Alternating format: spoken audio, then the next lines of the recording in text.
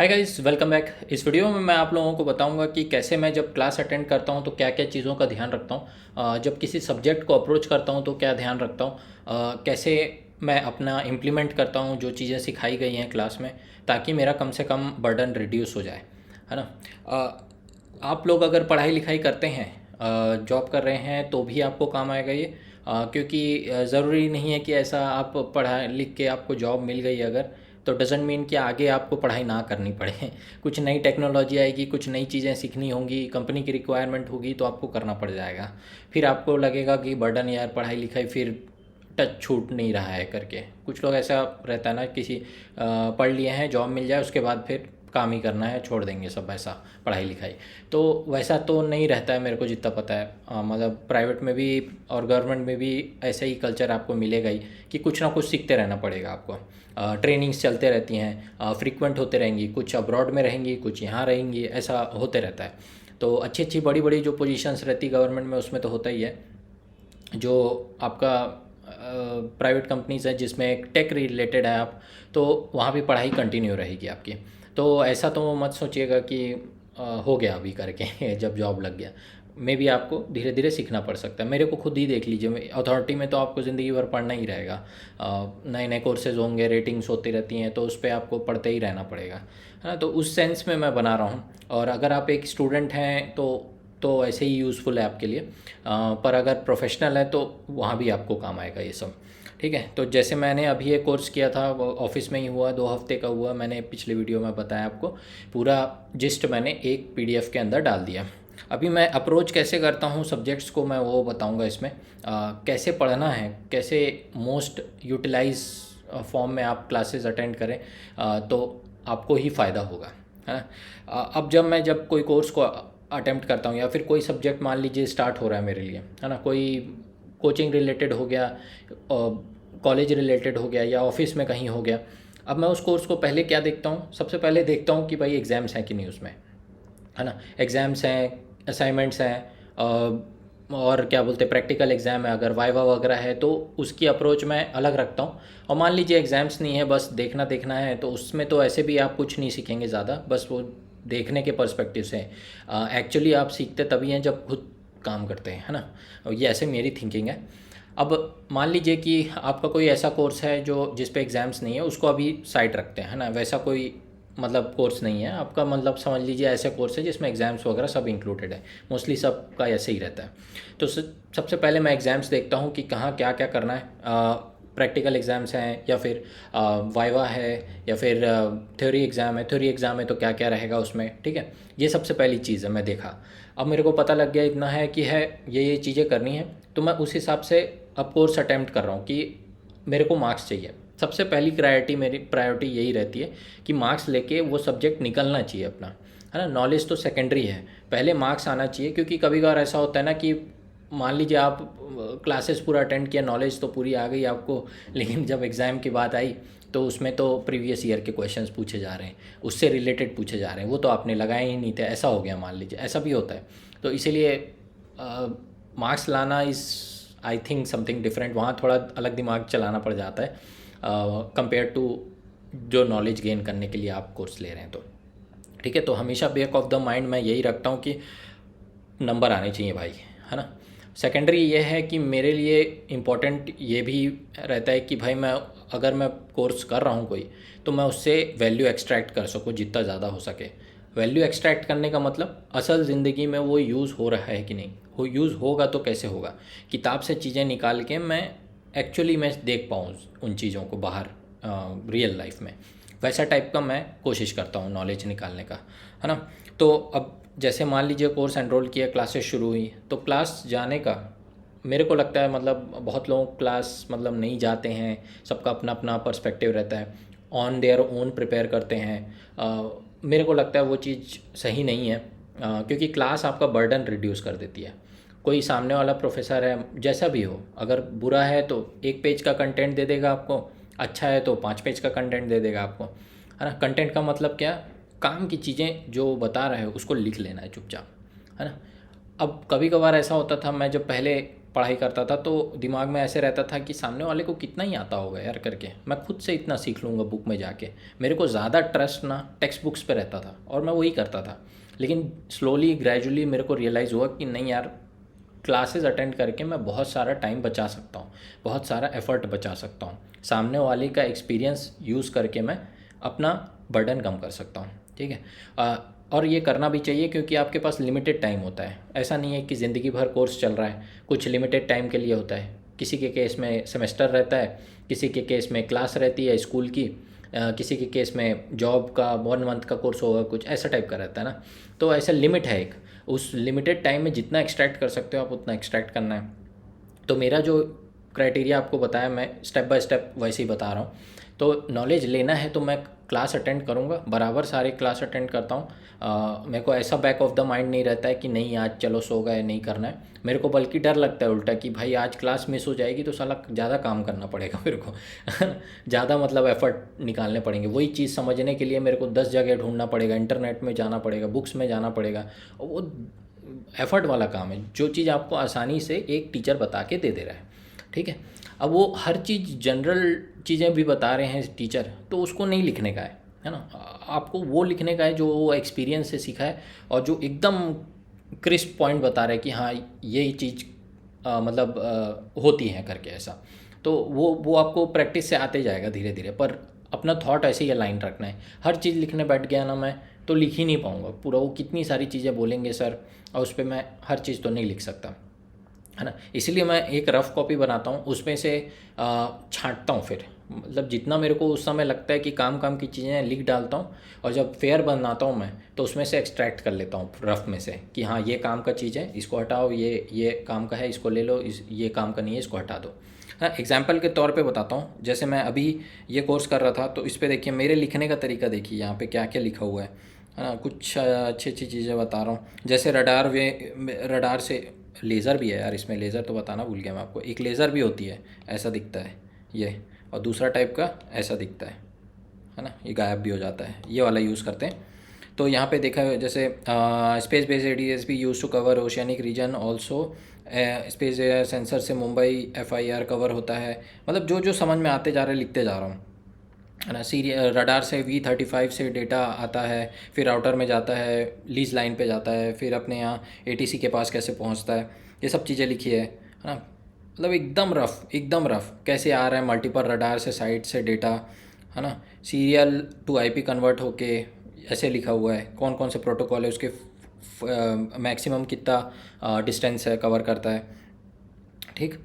फिर एक लेक्चर ख़त्म हुआ तो दूसरा लेक्चर पे आया, काहे को राउटिंग रिक्वायर्ड है, 2 डिफरेंट नेटवर्क को कनेक्ट करने के लिए एक राउटर लगेगा ही, हाँ। ऐसे टाइप का लिखा है मैंने, हिंदी में लिख दिया है, इंग्लिश में लगा है तो इंग्लिश में लिख दिया है। जैसा मन पड़ रहा है वैसा लिखते जाइए, लेकिन काम की चीज़ें लिखिए। बस ये बैक ऑफ द माइंड रखिए कि अगर मैं ये चीज़ें नहीं देखा ना तो मेरे को किताब में अलग से ढूंढना पड़ जाएगा, जो कि दर्द काम है एक, है ना। और क्लास जा रहे हैं आप तो वहाँ से जितनी वैल्यू खींच सकें उतनी खींच लीजिए, मतलब मेरा ये सोचना रहता है, ठीक है। और देखेंगे तो फिगर विगर बनाए हैं, VLAN इसलिए बनाया था हमने, लगा दिया तो दोनों नेटवर्क का ब्रॉडकास्ट एक दूसरे को मिलेगा। अगर मान लो राउटर नहीं लगाते हैं तो क्या होता है, ऐसा वाला बात चल रहा है यहाँ पे, है ना। क्वेश्चंस एग्जाम में बहुत हैं इससे रिलेटेड, राउटिंग से रिलेटेड। IP राउटिंग तब लगता है if more than 2 routers are use then only routing required. अब आप देख रहे हो एकदम बुकिश लैंग्वेज नहीं लिख रहा हूँ मैं, हाँ। यही मैं इसी चीज़ को पकड़ के रखता हूँ कि किताबी लैंग्वेज लिखने से अच्छा आप समझ के जो लिख रहे हैं वो बहुत वैल्यूएबल होता है, मेरे को लगता है ना। मैं मेंस में भी यही किया था UPSC के, और वहाँ पर अच्छे मार्क्स आए थे मेरे, है ना। कभी बताऊँगा आपको, मेरे पास आंसर्स तो नहीं है उसके आंसर शीट, पर मैं लिखने का तरीका मेरा यही है, समझो और अपने हिसाब से लाइन लिख दो। अब ये चीज़ें आपको बुक में नहीं मिलेंगी ऐसे, हाँ। देखिए यहाँ लिखा हुआ है राउटर्स में पोर्ट अप डाउन करना पड़ता है, स्विच में नहीं करना पड़ता, ठीक है। Land routing distance with in the building, मतलब सिर्फ विद इन द बिल्डिंग अगर है तो लैंड राउटिंग इनफ होगी, ये बताना चाह रहा हूँ। वैन routing Mumbai to Bhopal connection, मतलब कि इंटरसिटी जा रहे हैं, दूसरे सिटी में कर रहे हैं तो वैन राउटिंग की रिक्वायरमेंट होगी। फिर देख रहे हो ये लाइन ऐसे बनाया है मैंने, ये इसका मतलब सीरियल केबल ऐसा दिखता है पैकेट ट्रेसर में, ठीक है। ये सब ऐसे मतलब मैं नोट्स ले रहा हूँ क्लास में, ठीक। और कुछ प्रैक्टिकल सेशंस है, जैसे मान लो ये देखिए कमांड वगैरह दिया हुआ है, तो फटाफट जितना समझ में आते जा रहा है लिखते जा रहा हूँ लिखते जा रहा हूँ, है ना। कौन सा यूज़ करते हैं राउटर हम लोग, कैसे रिप्रेजेंट करते हैं, और आता हूँ पीसी में क्या क्या करना है, कमांड कैसे देना है। ये देखिए स्टार मार्क करके एक पॉइंट लिख दिया हूँ। अगर दूसरे नेटवर्क से टेलनेट करना है तो डिवाइस में डिफ़ॉल्ट गेटवे लगाना होता है। ठीक है, जो जो समझते जा रहा हूँ एकदम बेस वही पकड़ा है मैंने।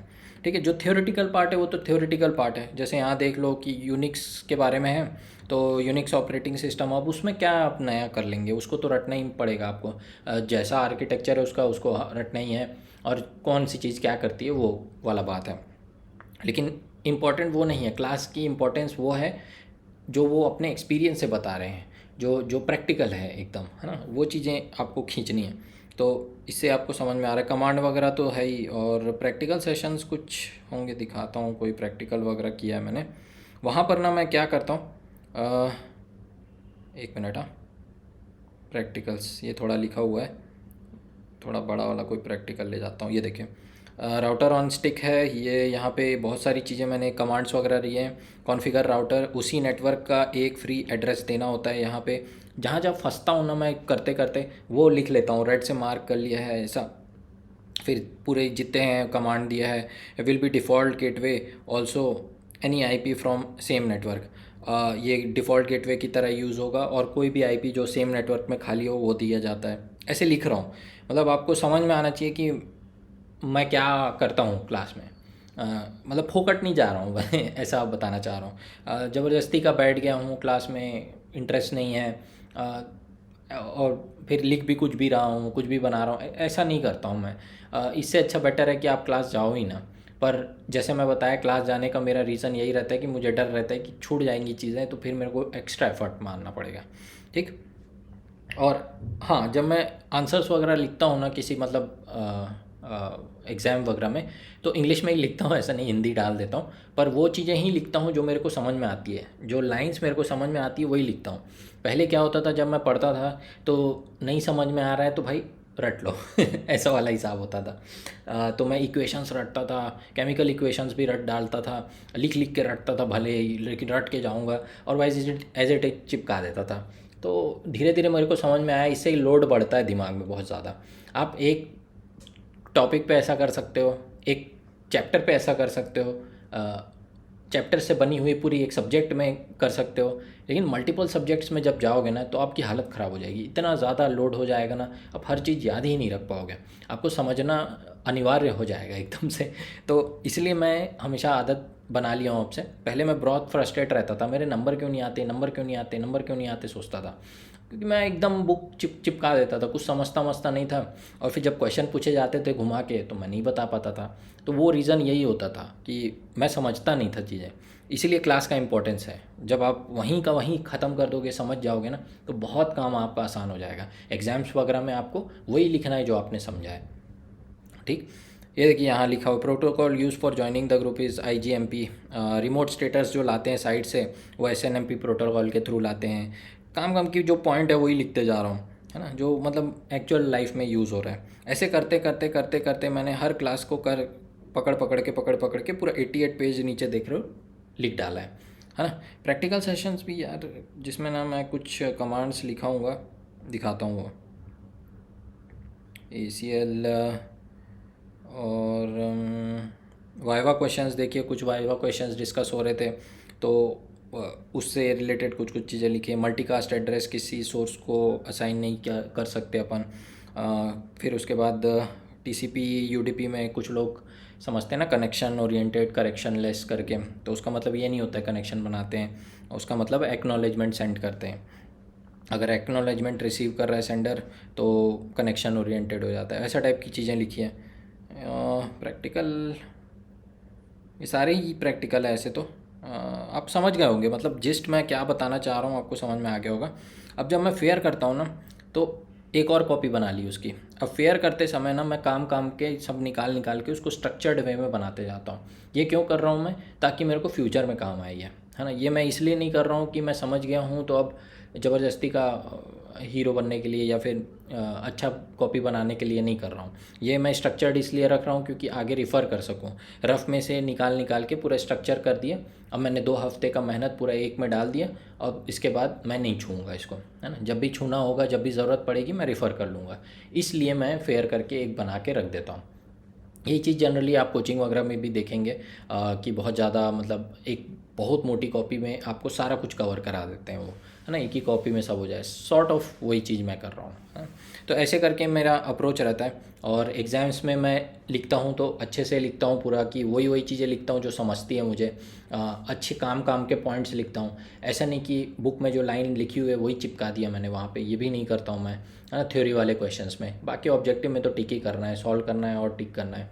फोकस आपका एंड पॉइंट वही होना चाहिए, मार्क्स। आपको कितना आता है ये सामने वाला को कोई मतलब नहीं है, अनटिल अनलेस वो मार्क्स नहीं देखेगा। आपके मार्क्स देख लेगा कि भाई हाँ इसके मार्क्स अच्छे हैं, फिर आपको अप्रोच करेगा, कि फिर आप पे भरोसा करेंगे कि भाई हाँ इसको आता है। अब पूछते हैं इससे, हाँ ये ऐसा क्या, ये इसको कैसे अप्रोच करते हो, इसको कैसे सॉल्व करे हो आप प्रॉब्लम को, ऐसी बातें फिर होती है ना। तो ये चीज़ आपको इन जनरल हर जगह काम आएगी। कॉलेज में कोई कॉम्पिटिटिव एग्ज़ाम दे रहे हैं तब, तो हमेशा ये चीज़ ध्यान रखिएगा, पढ़ाई लिखाई करते समय भटक मत जाइएगा कि मेरे को नॉलेज चाहिए। और नॉलेज के ऐसे तो फिर पूरा समुद्र भरा हुआ है एकदम, आप नॉलेज कितना भी ले सकते हो इंटरनेट में। लेकिन वही है कि आपको एकदम स्ट्रक्चर्ड वे में अलाइन करने पड़ते हैं अपने थॉट्स की, भाई कितना रिक्वायर्ड है मेरे को, ताकि मेरे नंबर आ सकें। नंबर नहीं आ रहे हैं तो कोशिश करिए कि लाना कैसे लाना है, कहाँ मेरी गलती हो रही है।